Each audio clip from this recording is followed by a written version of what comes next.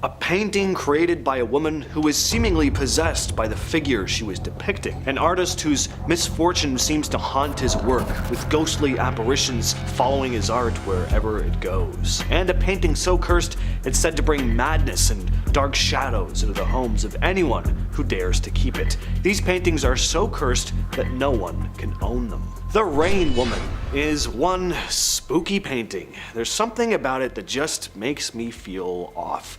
Created by the Russian artist Svetlana Telets in 1996, the painting portrays a pale, thin woman with a strange hat standing in the rain. It's not a disturbing scene in itself like a lot of other pieces of art on this list, but there's something very unsettling about this figure. On top of that, there are the stories surrounding the piece. For one, Telets herself said that for about 6 months before she even started the piece, she felt like she was being watched. Not like, I think someone's looking at me from across the street kind of feeling. No, more like there was something in the room with her constantly. That kind of creeping presence you can't see but feel in your bones. When she finally began the painting, it got even stranger. Telets claimed her hand didn't feel like it was her own while she worked.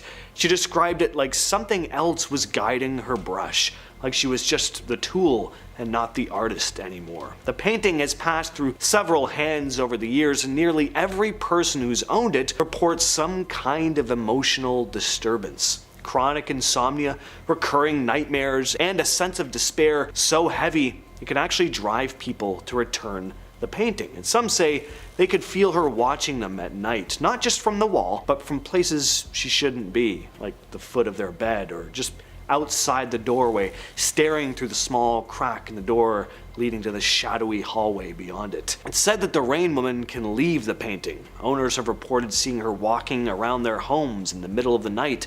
They'd catch a glimpse of a soaking wet woman out of the corner of their eye, only to look and see nothing there. It's also said that the longer you keep her, the worse things get. She attaches herself to you, feeds off your mood, makes your thoughts darker. Doesn't matter if you hide her in the closet, turn her to face the wall, or even lock her in storage. That feeling of being watched, being followed, it just sticks.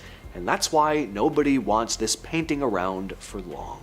Arshel Gorky's life was a tragedy almost too haunting to believe. Born in Armenia, he suffered unimaginable hardships even before he made it to the United States. His mother died when he was really young during a famine. His father was unable to care for him, so he sent him to an orphanage. As an adult, Gorky's life just continued to spiral into chaos. He lost his studio to a fire. He was diagnosed with colon cancer, discovered his wife was cheating on him, and in a horrific accident, broke both his neck and arm. The guy just could not get a break. So of course, his mental state crumbled, and some say his terrible luck seeped into his art. Many of his works from 1904 to 1938 are said to be cursed. People have reported these paintings mysteriously falling off walls or just bursting into flames, often with no clear explanation. But the real creepy part is the black-haired ghost that allegedly appears near the paintings, dressed in a blue overcoat. Some people who've worked closely with Gorky's art claim to have seen the figure with their own eyes. Alright, some ghost stories, nothing all that crazy, but to top all of this off, on March 1st, 1962, a plane carrying 87 passengers, 8 crew members, and 15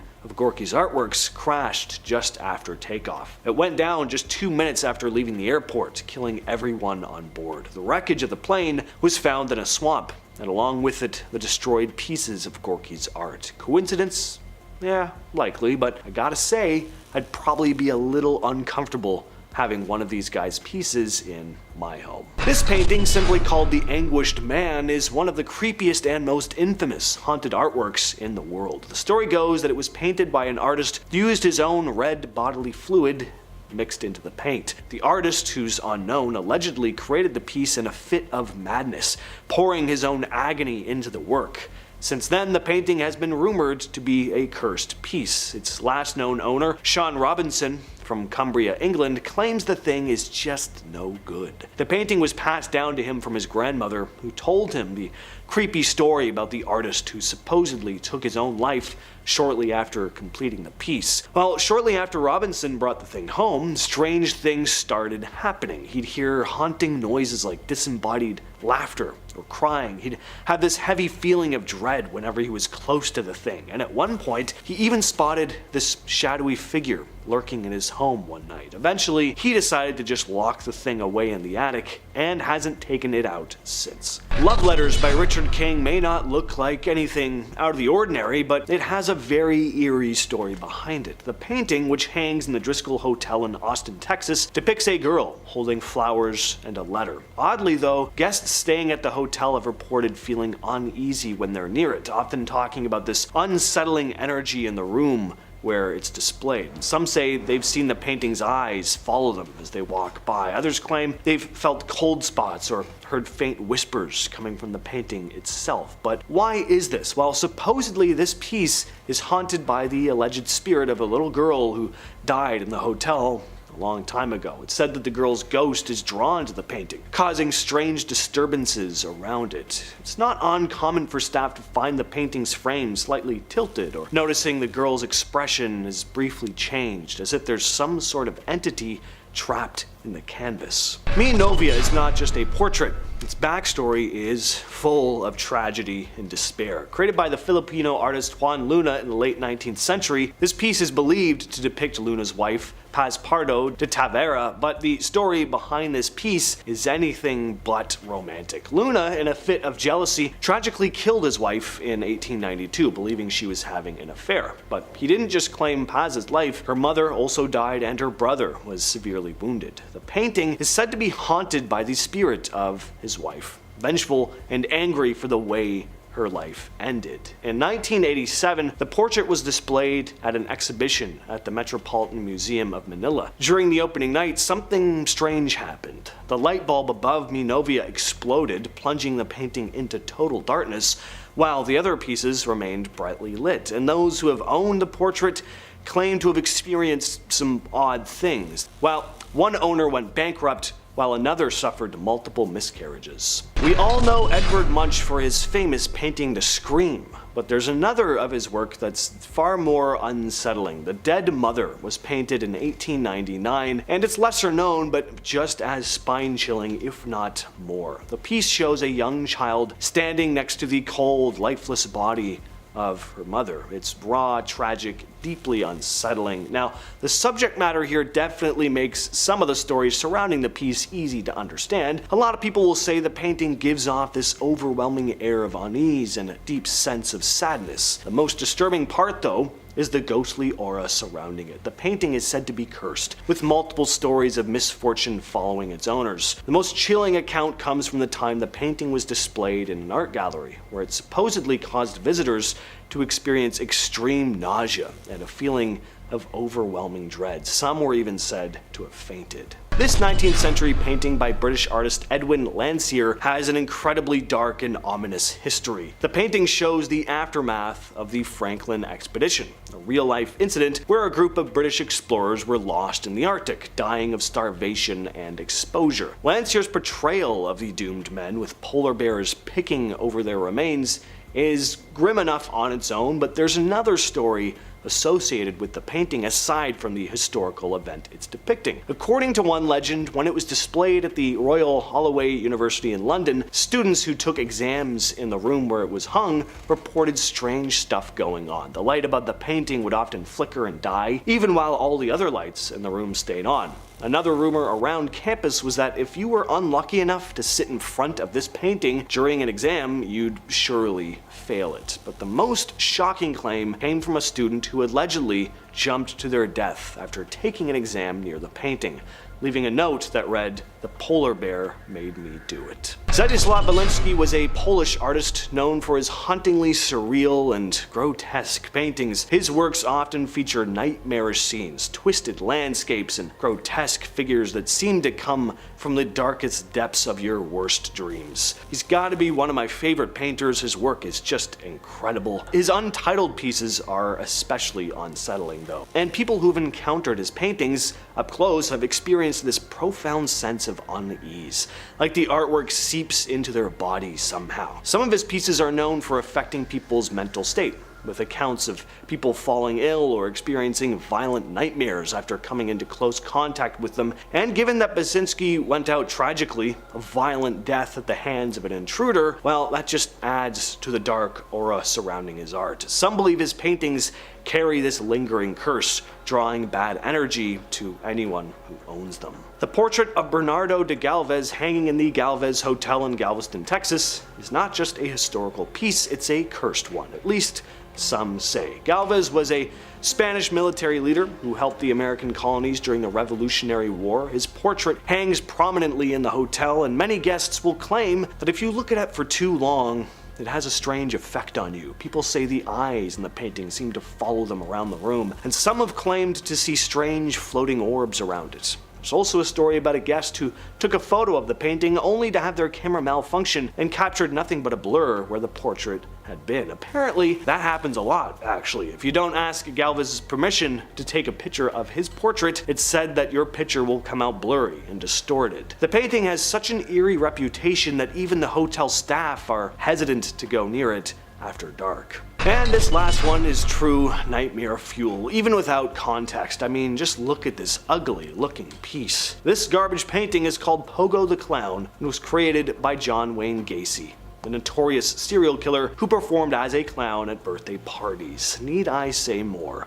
Well, I have to, actually. Gacy, who would later be convicted of killing 33 young men, painted several clown portraits during his time in prison, and various other stuff as well. But this particular painting, though, it just has a bad vibe about it. A self-portrait of this evil, depraved man's alter ego. No one who's come into contact with this cursed artwork has kept it for long. A musician named Nicky Stone bought it back in 2001, and he regretted it almost immediately when his dog died and his mother got cancer. He gave the painting to a friend whose neighbor then died in a car crash, and this friend gave it to another friend who soon after receiving the piece attempted to take their own life. What if I told you the world's most terrifying artifacts aren't on display, but locked away in museum basements, hidden for a reason? From twisted mummies to cursed dolls, these are objects too dangerous, too disturbing, and too unexplained to ever meet the public eye. Hidden behind a secret door in Denmark's Little Museum of Nykøbing Falster, sorry, my Danish isn't very great, museum workers uncovered something straight out of a nightmare. A grotesque wolf-headed humanoid preserved with unnerving realism. During renovations in 2017, staff stumbled upon a concealed chamber containing crates, documents, and sketches belonging to the eccentric Cornelius S.C. Rotter, the building's mysterious former owner. Among his bizarre collection was this unsettling figure carefully crafted from animal fur, bones, and disturbingly lifelike materials, sparking whispers of occult rituals and forbidden practices. Museum curators remain baffled, uncertain whether Rotter intended this creature as dark art, a ceremonial relic, or something far more sinister. Whatever the truth, it now remains locked safely away from public eyes, hidden in the back rooms, perhaps for our own protection. Hidden away in a museum's shadowy backroom sits a grotesque artifact that blurs the line between myth and nightmare. The skeletal remains of what can only be described as a centaur, a creature straight out of ancient Greek legend. Discovered tucked away behind locked doors in a European curiosity museum, this bizarre skeleton immediately sparked wild rumors about its origins. Constructed with startling anatomical precision, the piece seamlessly combines genuine human and equine bones, fueling unsettling theories of secret experiments or occult rituals conducted centuries ago. Museum insiders have hinted that the skeleton's origins trace back to an obscure 18th century collector known for his obsession with mythological hybrids, though details remain intentionally vague. Whether a twisted scientific hoax or a dark artifact with a genuinely cursed past, one thing's clear: there is a good reason it's being hidden far from the eyes of the public. Tucked away in a dimly lit museum storage room, hidden from public view, stands an artifact so strange it immediately sparks a sense of dread. A skeletal creature with oversized, almost alien features, known simply as the Atacama skeleton. Originally discovered in Chile's Atacama Desert, early tests baffled researchers due to its tiny size, elongated skull, and startlingly abnormal anatomy. fueling wild theories that ranged from extraterrestrial life to ancient curses. More detailed analysis eventually confirmed it was human, yet the mutations that warped its bones remained an eerie mystery, some speculating that ancient rituals or secretive experiments were involved. Now locked away behind closed doors, the skeleton remains a haunting relic, too unsettling to display openly, too intriguing to completely discard.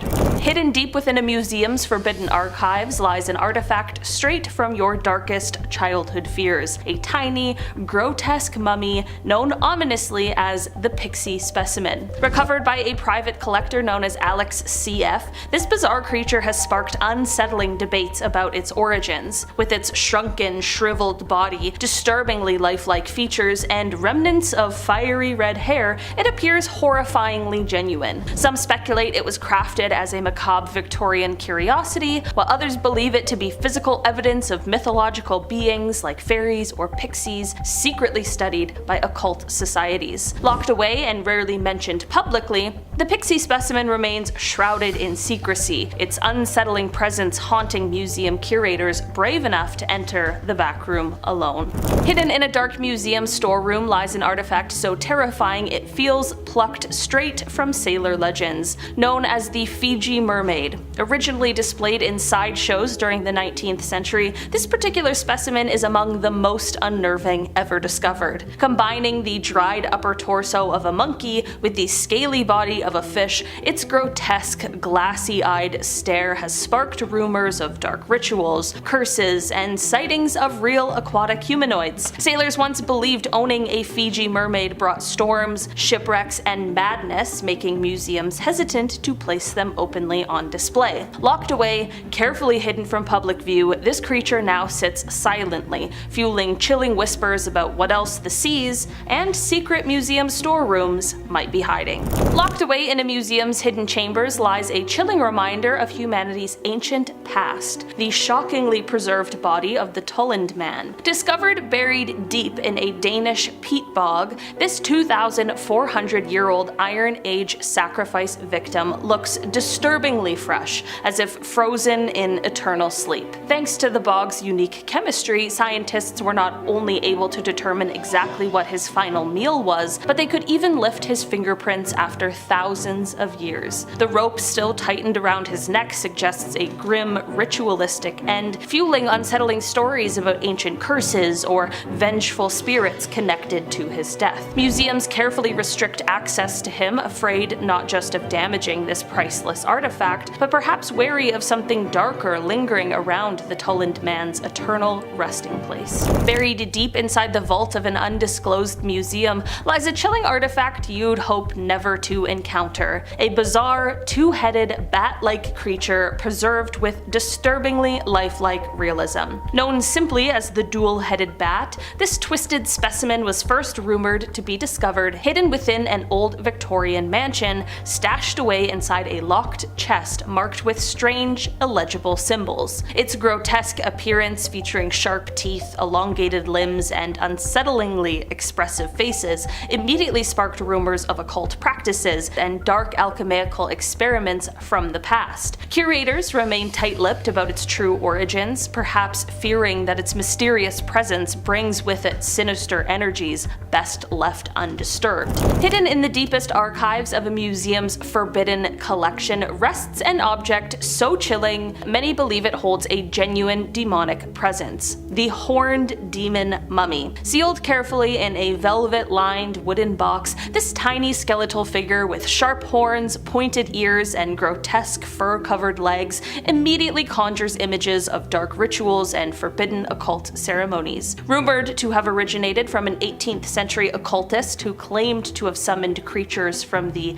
infernal realms, this artifact was quietly donated to the museum under very mysterious circumstances, accompanied by warnings never to open its enclosure after midnight. Museum employees whisper tales of strange noises and unexplained shadows around its location, leading to it being carefully locked away, far from curious eyes that might accidentally awaken something best left sleeping. Hidden deep within a museum's secret storeroom sits Sydney Knows, an antique fortune-telling machine with a reputation reputation darker than its cheerful, painted smile would suggest. Originally popular in the early 20th century arcades, visitors would insert a penny and eagerly await Sydney's predictions printed on small cards. But soon, unsettling stories emerged. Sydney's predictions often came disturbingly true, frequently foretelling accidents, illnesses, or tragedy. Some visitors claimed the doll's eyes would follow them, and whispers circulated of late-night workers hearing laughter or seeing Sydney operate without being activated. Frightened by the growing legend, museum staff quietly removed the machine from display, locking it securely away, though some still wonder if Sydney already knows exactly what awaits those who disturb him again. In a dimly lit museum archive sits one of the most unsettling children's books ever created, a pop-up book titled Medical Oddities, Nature's Anomalies and Carnival Gaffes. While pop-up books usually enchant children with playful characters, this particular volume does exactly the opposite. It is definitely not a children's book. Within its pages lurks a disturbingly realistic, mummified human face, accompanied by eerie photographs and unsettling descriptions of sideshow performers and bizarre anatomical specimens. Originally created as a macabre curiosity from the Neville Colmore collection, the book quickly gained notoriety when rumors began to surface about it causing nightmares, insomnia, and unexplained illnesses among those who dared to read it. Museum curators quietly pulled it from public display, locking it securely away, wary of the strange aura and the unsettling feeling that some pages are better left unopened. Basements can hold more than just junk in old boxes. From bones of long-deceased family members to possible taxidermied corpses, these are real cursed items people found hidden in their basement. This first story is absolutely wild. So imagine moving into the home you grew up in and finding bones buried under it. And not just any bones, but the bones of your father, who'd been missing your entire life. That's exactly what happened to a New York man named Michael Carroll. For years, Michael Carroll wondered about what happened to his father, George Carroll, who went missing in 1961 when Mike was just under a year old. His mother's story was always changing. She gave him the classic, oh, he left for cigarettes and never came back line. Later, she changed it, saying he went out to take the garbage and never returned. She even told him he left for a woman he'd met while serving in the Korean War. Now, after his mother passed away in 1998, Mike bought his mother's home, the home that he grew up in. He then consulted with psychics. One of these psychics pointed to a spot in the basement at one point, saying, I feel this energy coming from here. And years later, using ground-penetrating radar, he confirmed that there was something buried 6 feet below the house. Mike began drilling through the basement floor, and you can't make this up, it was on Halloween that his sons made the grim discovery: human bones. Authorities soon identified the remains as Michael's father's, who died from blunt force trauma. Now, Mike had mixed emotions, saying, we found him, and now it opens another bag of worms as far as 1,000 questions. Michael had his suspicions about who might have killed his father, but he didn't want to reveal anything publicly. From Reddit user Fonzie327 comes the bunny painting. In junior year of college in western Pennsylvania at a fairly large state school, my best friend and I are moving into our place. It's a big house on the far edge of town. We start moving some of the big boxes and stuff down into the basement. The basement was an unfinished concrete square, with a smaller room that you stepped up one stair into that contained the water heater and some other pipes and stuff. So we're looking around the basement as we move stuff down there, and we're in this smaller room. We start checking out some built-in shelves and their contents. There's a large painting leaned up against the wall about 3 feet tall, and we turn it around to take a look. It's a painting of a guy wearing a one-piece pink footy pajamas type thing with the bunny ears on the hood. He's got a blade in his hand pointed towards his stomach as if he's about to stab himself, with a big smile on his face. Now, this is creepy enough as it is, but here's the real kicker. We slowly realize he's being painted from inside the smaller room, looking out into the rest of the basement. The woodwork framing on the doorway he's leaning on and some other details are exactly what I'm looking at in real life. Oh, hell to the nah. We quickly moved the stuff down there and put a large piece of furniture in front of the basement door. We didn't go down there even one more time until we moved out at the end of the year. Alright, I talked about one set of bones at the top of the video. How about a house with 1,200 skeletons or so buried under the basement? A place like that's gotta be haunted, right? Beneath a home in Craven Street in London, over 1,200 skeletal remains were found, both human and animal. These bones date back between 1757 and about 1775, right when the famous American founding father Benjamin Franklin lived in the area. The home had been used by William Hewson, a pioneer in anatomy. During that time, it was illegal to dissect corpses, so Franklin offered his basement, turning it into a hidden anatomy school.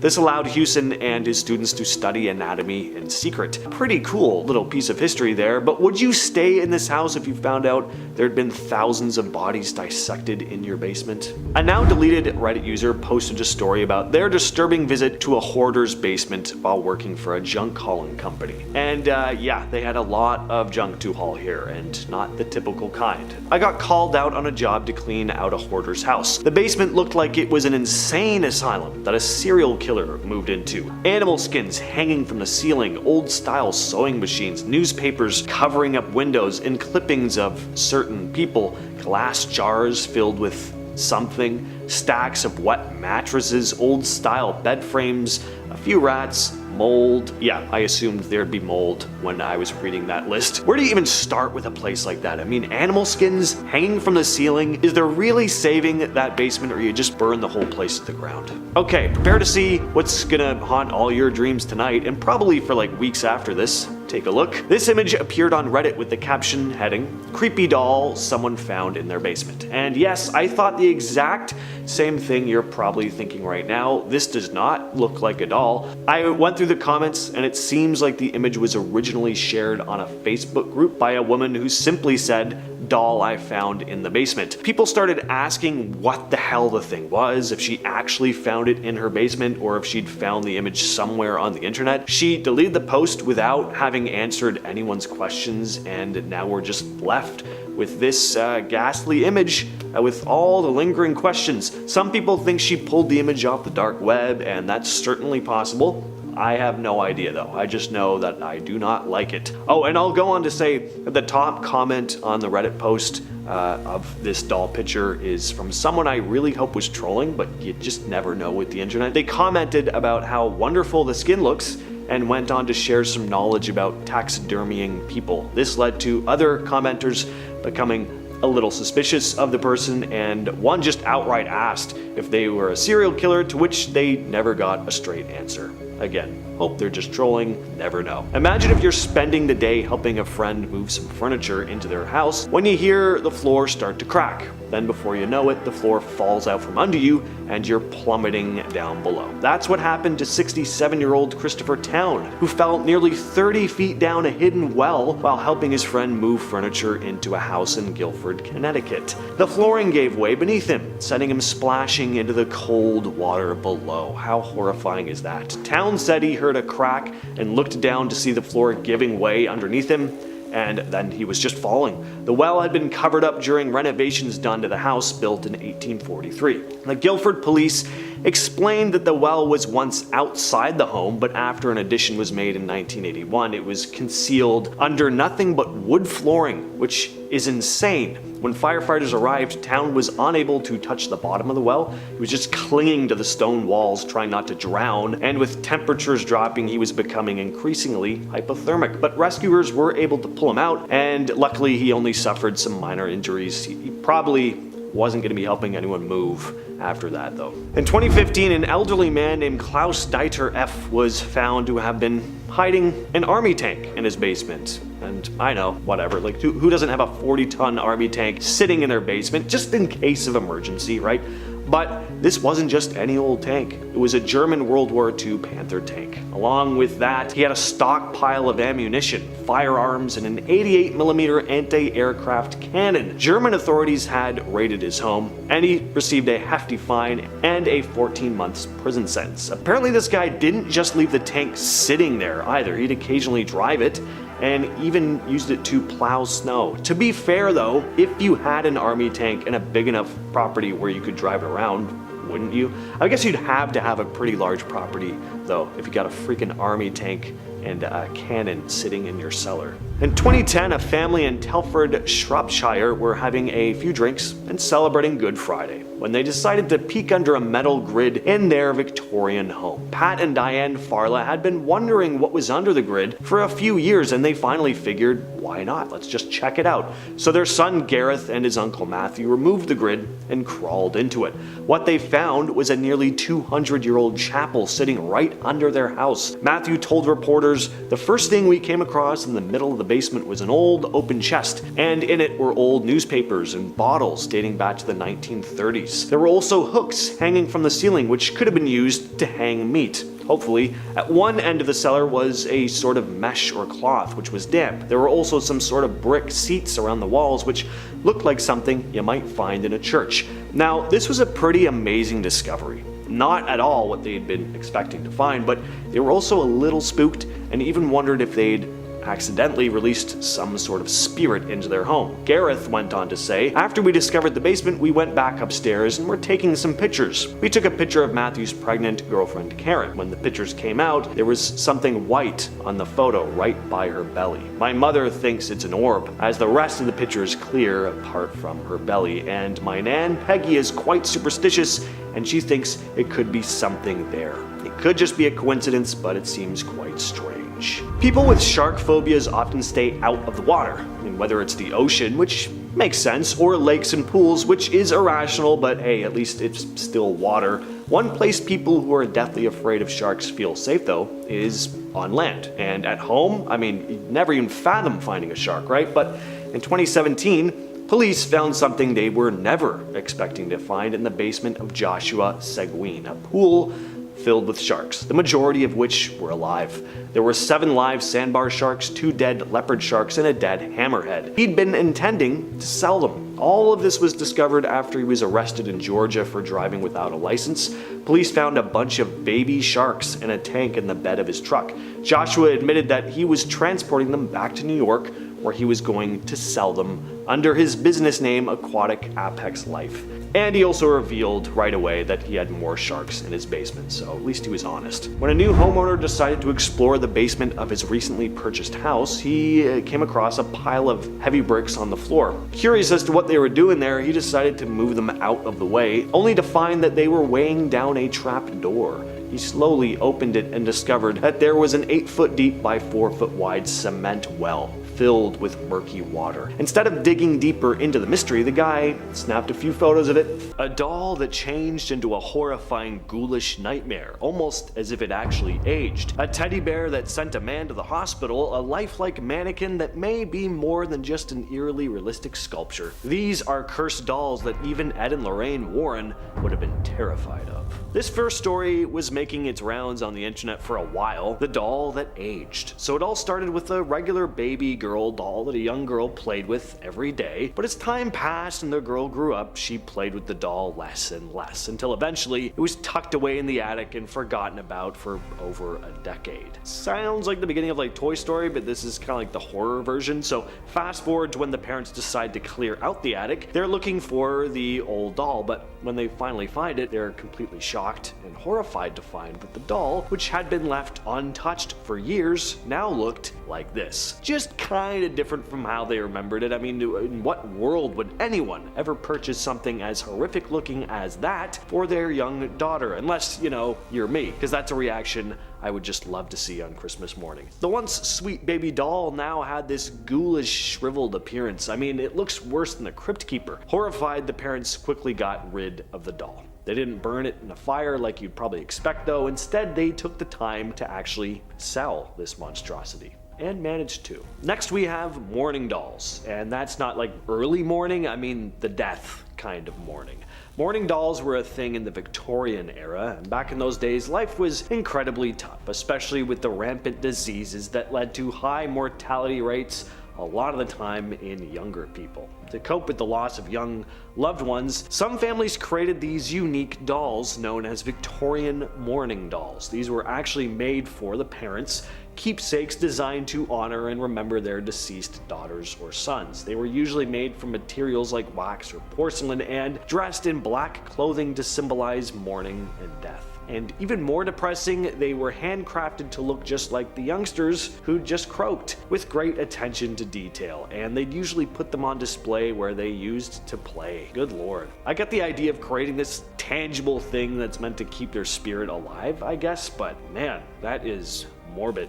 To say that some of these things must have been cursed would be an understatement. Oh, mannequins, don't they just make you want to leave the store immediately? A lot of the time they're just faceless figures now, but they used to be a lot creepier when they were made to look more like people, with like eyes and noses and lips. Well, no mannequin hits that unsettling uncanny valley thing more than La Pascualita, an eerie mannequin that's become a must-see attraction in Mexico. This mannequin is known for its very lifelike appearance, and some people believe it might be more than just a display piece.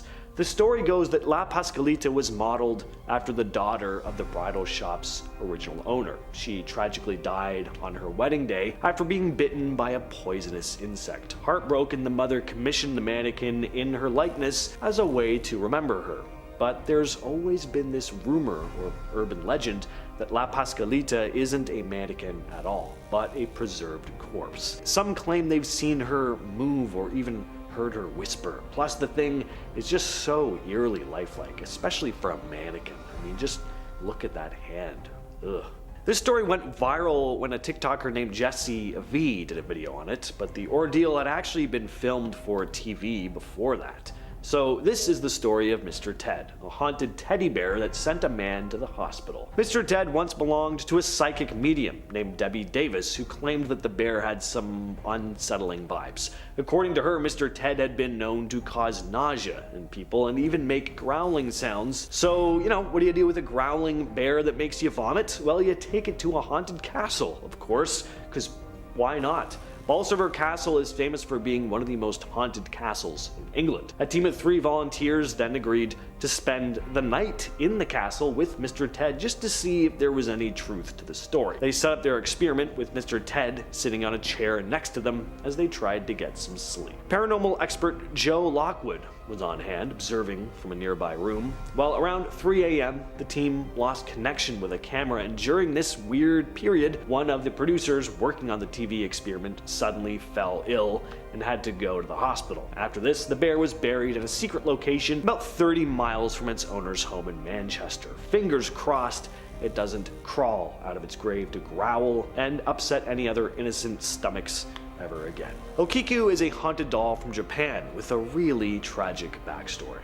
In 1918, a young man named Daikichi Suzuki bought a doll for his young sister, Okiku. She fell in love with it right away and took it everywhere she went. But sadly, Okiku caught the yellow fever and died just a year later, still clutching the doll in her arms. Her family built an altar for her and placed the doll there to honor her memory. But people started noticing that the doll's hair, which had been neatly styled, seemed to grow. They saw split ends and longer strands, and along with this, the family experienced odd happenings in their home. There'd be flickering lights, loud bangs, and whispers, especially around significant dates, like Okiku's birthday or the anniversary of her death. In 1938, the family moved, but decided to leave the doll behind, feeling it belonged near their daughter's resting place. They gave it to a local temple where it remains to this day, and yes, the hair supposedly continues to grow. Looking at this puppet, would you ever think twice about sleeping in the same room with it? It looks pretty innocuous, right? Well, according to paranormal investigator Jane Harris from Stourbridge, West Midlands, that wouldn't be advised. She'd acquired the doll from a guy named John who claimed that the wooden puppet tried to choke him in the middle of the night. So Harris decided to keep a camera on the thing throughout the night to try and see if it got up to any mischief.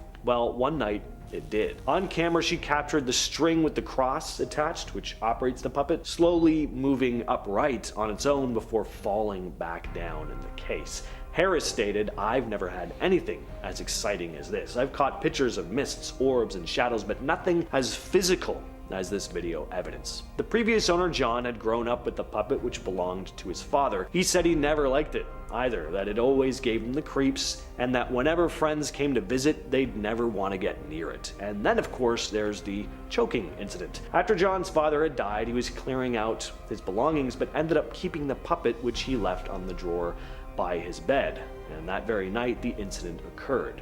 He said, quote, "I was wide awake in bed and thought I saw a shadow move from one side of the window to the other, and worried something was trying to scare us. Then, without warning, my throat suddenly went really tight. I've never had anyone's hands around my throat before, so it was really scary. I tried to wake my wife, but it took her ages to come around. When she did, I remember looking straight at the puppet sitting on the drawer near our bed and realizing it was him." We've all heard of Robert the Doll. Well, how about a spooky first-hand account? This story comes from Reddit user Sublime Sloth, who posted this story along with a photo. They wrote, "Long story short, friend's sister went to the Robert the Doll exhibit in Key West and didn't believe the curse. Apparently flicked it off and took a photo without asking permission. Started having terrible luck. Photos messed up, eerie feelings of being watched, etc. This photo was taken after a conversation talking about how she felt that Robert was following her and had something to do with her string of bad luck. Someone jokingly took the photo after invoking Robert's name to see what would happen. 100% real and not photoshopped. She immediately wrote a letter apologizing to the doll the next day. Nightmare fuel. Had this photo for years and show it every time the topic of ghosts comes up." I don't know, what do you guys think of this one? Let me know in the comments. Did you get super sick of the movie Frozen 11 years back? God, that was over a decade ago.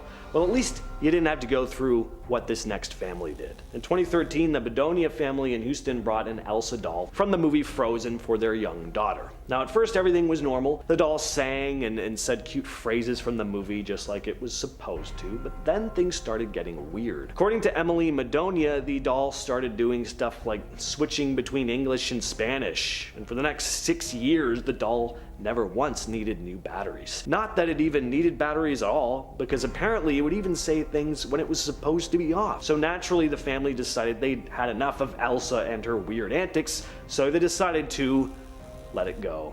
Good old 11-year-old joke. Anyway, they threw it in the trash, but none of this is the creepy part. A few weeks later, they found Elsa in their basement. They tried to get rid of it again, this time by putting it deep at the bottom of the trash bin right before the garbage was collected. Then they took a short trip out of town thinking the doll was finally gone, but when they got back, Elsa was sitting in the backyard, like she'd never left. Now you'd think someone was just messing with them, but Emily pointed out that the doll had this distinctive mark from their daughter. The doll sitting in the backyard had that very same mark. This is Harold, full name Harold the Haunted Doll. And it's pretty easy to see why. I'd have some serious questions for whatever youngster would ever want to spend time playing with this thing. In 2003, a young man came across Harold at a flea market and felt this immediate urge to buy him for some reason. It was worn and shabby, but the man bargained with the seller and eventually paid $20 for it. But before he could leave, the old man selling the doll stopped him and insisted he hear the doll's eerie backstory. The man revealed that Harold was a gift he'd given to his own son, who tragically died shortly after receiving it. After his son's death, the old man kept Harold in his room, and that's when strange things began to happen. He would hear singing and laughter coming from the room when no one else was around. Frustrated and scared by the constant disturbances, the old man tried to burn the doll, but it wouldn't catch fire. The Redditor decided to take the doll home anyway, and things got weird almost immediately. He started experiencing severe migraines, something he had never dealt with before. And a couple days later, his cat died. He began hearing the same voices and laughter that the old man had described as well. But even with all this happening, he decided to keep Harold, but he stuffed him in a suitcase, out of sight, out of mind. And I guess he couldn't burn it, he already knew. But I would have definitely not kept it in a suitcase. I would have driven it out of town and left it in the woods. The Swamp Dolls. That sounds like a great name for a band, but you know, that's not where I'm going with this thing. So in 2014, police in Alabama stumble on a very odd scene in Bear Creek Swamp. They find 21 dolls, most of them antique porcelain, all stuck on bamboo stakes and standing upright in the middle of the swamp. The dolls were discovered on land owned by a timber company, but when the police tried to reach out to the company to get some answers, they never got a response. The police also tried to track down who put the dolls there, but they came up empty-handed. Now, this wouldn't be all that eerie if Bear Creek Swamp didn't already have somewhat of a spooky reputation. People who visit the swamp have reported hearing disembodied voices, seeing strange orbs, and even spotted unidentified creatures. There's also an old legend that says the swamp is haunted by a grieving mother who's endlessly searching for her lost daughter. But believe in ghosts or not, it's hard to deny that finding a bunch of old dolls on stakes in a swamp is kind of unsettling. What if some of the artifacts of our past aren't just relics of human history, but evidence of life beyond our planet? The Thule Papyrus is a mysterious artifact that some believe could document an ancient encounter with extraterrestrial beings. The story begins in 1933 when Alberto Thule, a curator at the Vatican Museums, discovered a roll of papyrus in Cairo. This document supposedly dates back to the reign of Thutmose III, around 1480 BCE. After Thule's death, the scroll suspiciously vanished. Years later, Italian Egyptologist Boris de Rachowiltz claimed to have found a transcription of the Thule papyrus, and according to his translation, the text describes a bizarre event. On a winter day, a disc appeared in the sky, approximately 164 feet long and 16.5 feet wide. The disc reportedly emitted a foul odor and had no visible head. As it approached, people were so shocked that they hit themselves in confusion. Then more discs appeared, shining brighter than the sun, followed by fish raining down from the sky. Pharaoh ordered incense offering to calm the Egyptian god of Amun-Ra and mandated that the occurrence be recorded for posterity. The Ica stones, which come from the Ica province in Peru, are made up of a type of volcanic rock. They vary widely in size. There's small palm-sized pieces to massive boulders over 1.5 feet across. What's interesting about these stones is what's carved on them. They seem to depict an unknown ancient civilization with astonishingly advanced technology. The figures are shown in scenes with all this complex technology and medical practices. Some stones depict surgeries like heart and brain operations, C-sections, organ transplants. There's also images that suggest knowledge of astronomy, with figures looking at the stars through telescopes, and carvings of flying machines and spaceships, or at least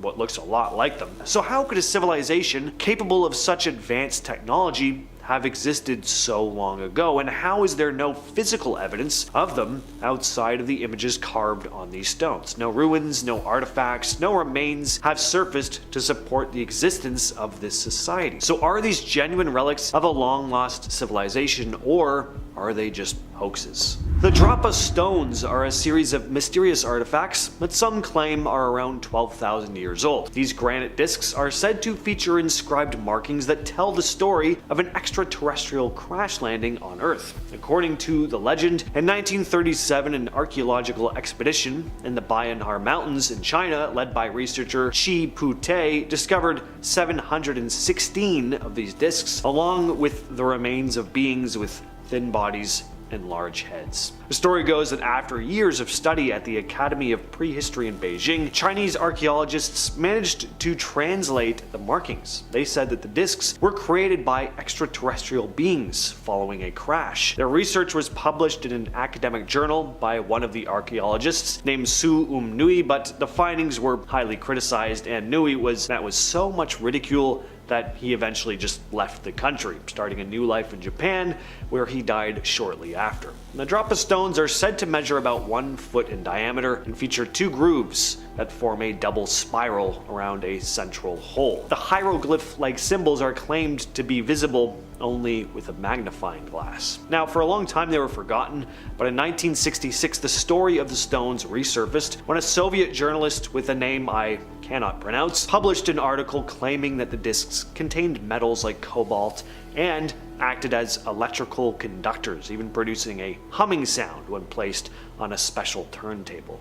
Till this day, though, we don't know where the stones are or if they really did exist. The Wandjina are figures in Aboriginal Australian culture known as cloud and rain spirits. You can find their rock art in the Kimberley region of Western Australia, with some paintings dating back around 4,000 years. According to local legends, the Wandjina came to Earth to create, teach, and guide the Aboriginal people. Eventually they disappeared, with stories saying some went underground while others returned to the sky, appearing as moving lights at night. What's really interesting is how the Wandjina are depicted in the artwork. They're drawn with big eyes and light skin, which looks very similar to the classic gray alien images many describe in modern UFO encounters. So it makes you wonder, were these ancient spirits inspired by actual alien encounters? The Thule papyrus is a really cool find. The story starts back in 1933 when Alberto Thule, who is a curator at the Vatican Museums, discovered a roll of papyrus in Cairo. This document is said to date back to the time of Pharaoh Thutmose III around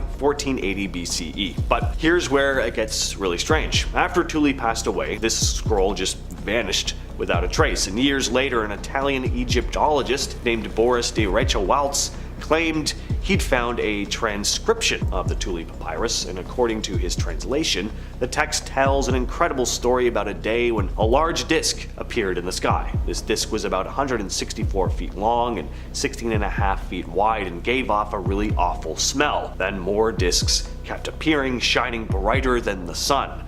The pharaoh ordered incense offerings to appease the Egyptian god Amun-Ra and commanded that the event be recorded for future generations. Thus, we now have the Thule papyrus. Next, let's talk about Egyptian hieroglyphs in general and some of the odd places they've been spotted, like on crashed UFOs, for example. The infamous Roswell incident in 1947 and the Rendlesham Forest sightings in 1980 were both said to have strange symbols carved into the sides of the UFOs. Some witnesses claimed to see what looked like Egyptian hieroglyphs on the sides of both craft, incredibly strange, and the symbols discovered on the Roswell UFO are said to have matched the ones found on the Rendlesham object. One specific design is apparently a triangle with two spheres that appears on both. So why would UFOs have Egyptian-looking symbols etched into them? In the Dendera temple complex, there's a famous relief with an image dubbed the Dendera Light. The image depicts a snake emerging from a lotus flower, seemingly held up by a pillar with human arms at the end. But you gotta look more closely to see that. What's immediately obvious to us modern folks is that this looks a lot like a giant light bulb, specifically a Crookes tube, an early type of light bulb that was invented in the 19th century. There's a pretty uncanny resemblance, really, but is it just a coincidence? Or is this ancient artwork actually depicting a piece of advanced technology? Another interesting thing about this one, the specific room featuring the Dendera light is the only one in the entire temple with no evidence of fire-burning lamps. In every other part of the temple, archaeologists found residues from what looked to have been lamps, but not here. So if the room was completely dark, how did the ancient Egyptians light it up? And why would they go to the trouble of carving such an elaborate image if it was just going to be hidden in darkness? Well, maybe the room wasn't pitch black.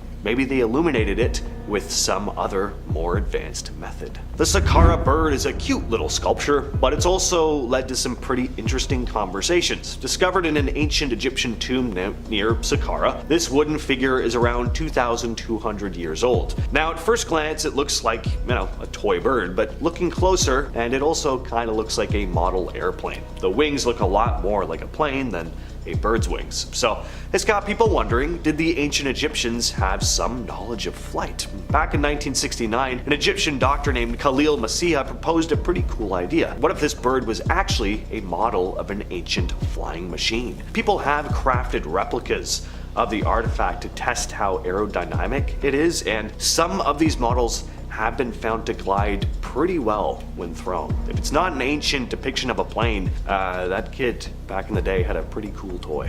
Well, we're talking about another find in Saqqara. Near the Pyramid of Djoser, archaeologists came across 24 coffin-shaped black boxes carved from solid Aswan granite. This rock is incredibly tough, so tough that even modern tools have trouble scratching it. So, the fact that some of these boxes have intricate hieroglyphs etched into them is pretty impressive. Not only that, but each box is massive, weighing over 100 tons. Some people think the craftsmanship is so advanced that it feels impossible for ancient Egyptians to have done it alone. And for those who believe in alien involvement, there's a theory that these designs came from somewhere else or were inspired by something advanced. And of course, I can't do this list without talking about the Great Pyramids themselves. Now, while I'm of the belief that ancient Egyptians were just crafty and way ahead of their time, even I can't deny how enticing the idea of extraterrestrial beings assisting in their creation is. Now, aside from how incredible the pyramids are and the mystery surrounding how they were built, we also gotta talk about where they're positioned. The three main pyramids are aligned in a way that closely matches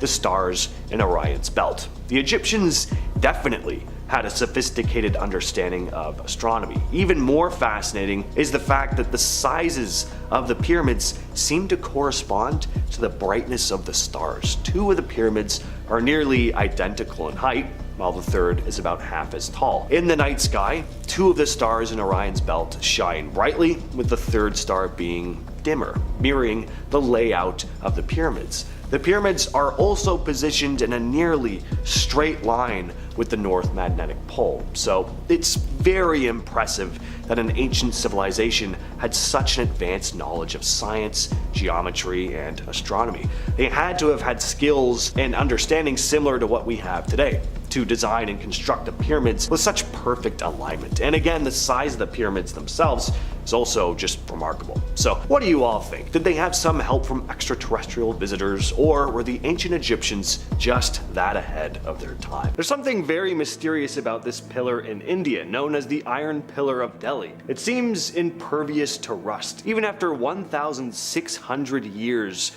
of being exposed to the elements. The pillar dates back to the Gupta period around 375 to 413 AD, and the fact that it doesn't rust is pretty impressive. Building something like this would have been challenging without advanced technology and precise chemical treatments. Standing about 23 feet tall and weighing over 6 tons, the pillar was first erected in Udayagiri and later moved to its current location. It bears an inscription in Sanskrit praising a king named Chandra, believed to be Chandragupta II. The pillar has been exposed to harsh weather for centuries, but it's still mostly rust-free. It turns out that the iron used in the pillar was made of mesowite, which is a compound of iron, oxygen, and hydrogen, which helps protect the iron from rusting, but the method they would have used to achieve this is still a mystery and makes some people wonder if certain ancient civilizations had access to technology far beyond their or even our time.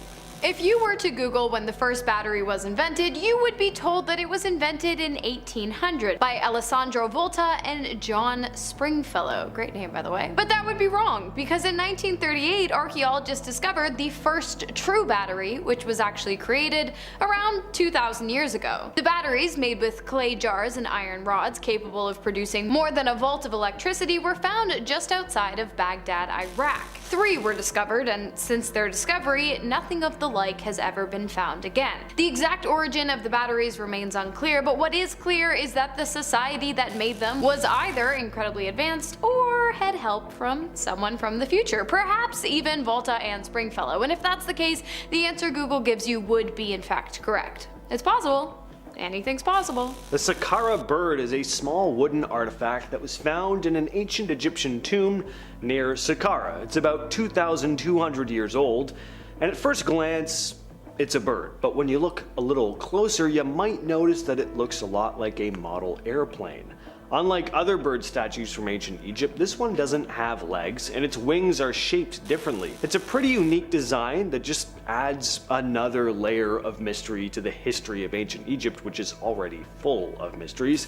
Did ancient Egyptians know something about flying? Back in 1969, an Egyptian doctor suggested that the Saqqara bird might be an ancient model of some sort of flying machine. People have even made replicas of it to see if it could fly, and some of these models do glide pretty well when launched. Now, most archaeologists think the thing was just a toy, but I mean, what if they did know more than we give them credit for? Or what if someone far in the future managed to pay them a visit, and some ancient Egyptian sculptor based this small wooden piece off of a strange, unexplained object they saw gliding overhead one day?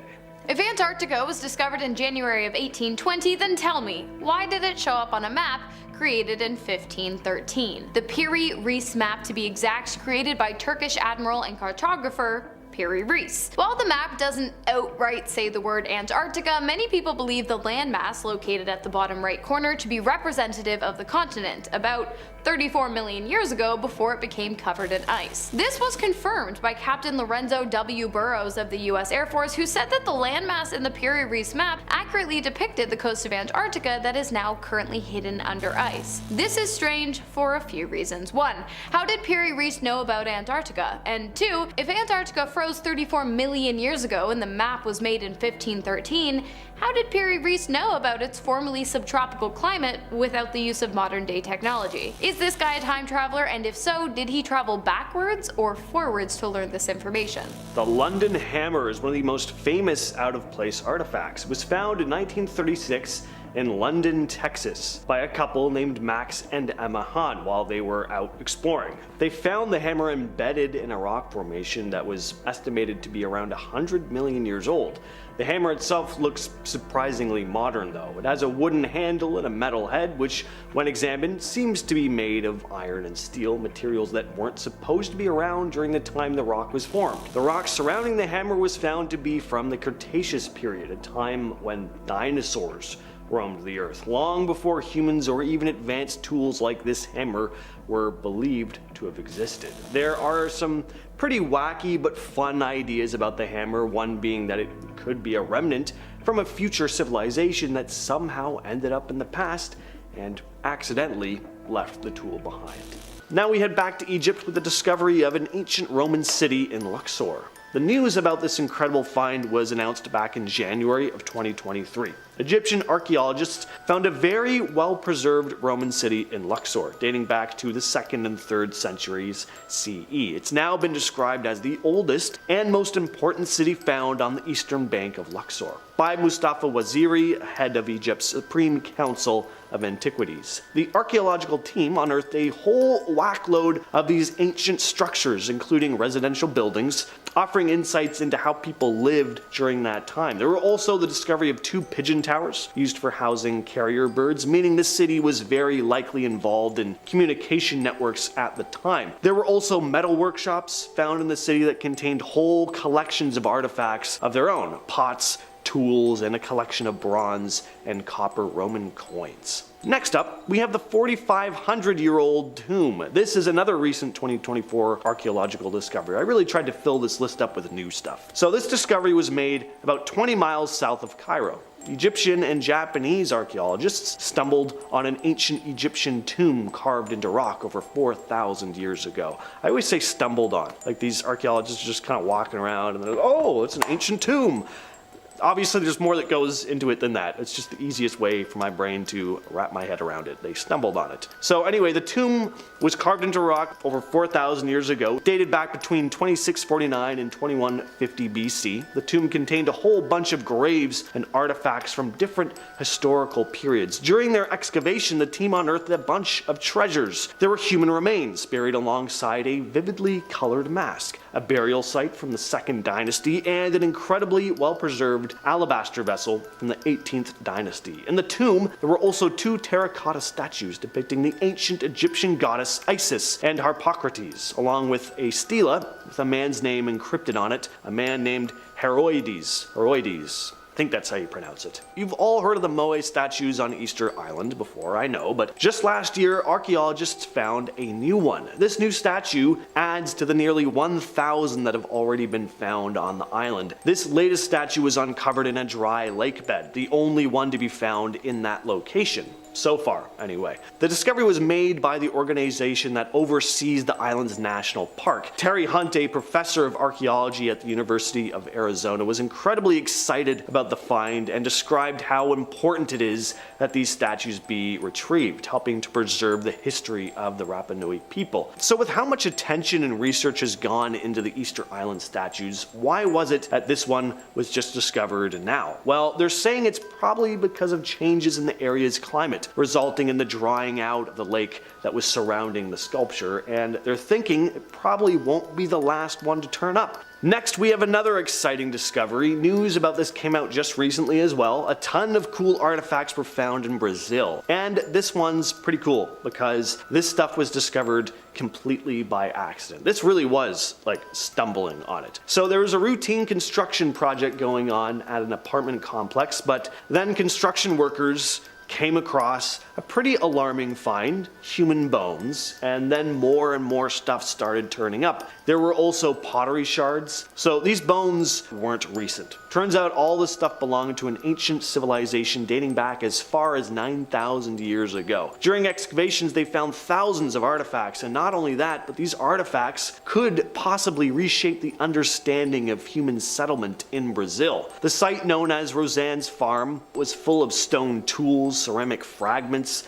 decorated shells, and bones, which was excavated over the course of 4 years of intense digging. And in total, 43 human skeletons and more than 100,000 artifacts were uncovered. Archaeologists unearthed remnants of a group that existed around 8,000 to 9,000 years ago, meaning that humans moved into the region much earlier than previously believed. The leader of the excavation stated the discovery could, quote, completely change the history of not just the region, but all of Brazil. End quote. This finding may totally change the way we look at the timing and the roots of human migration into the Americas from Asia, which is pretty cool. And we're finishing off the list with the finding of a mysterious Anglo-Saxon artifact, again just in January of this year, in Langham, England. A treasure hunter made a pretty cool discovery with a metal detector. It was a small artifact made of gilded silver. It was just under an inch in diameter and 0.3 inches in height. Apparently it dates back to the 8th century. It also has an image of an animal engraved on top, along with Celtic knot-like patterns. Not entirely clear what the object is. The Portable Antiquities Scheme, who are responsible for recording finds like this, noted the thing is similar to other items discovered in the same time period, but this one stands out because of its size and its design. Historian Helen Giek speculated that the spiral pattern on the artifact looked a lot like Celtic designs, and that the animal depicted could be a horse. Definitely what it looks like to me as well.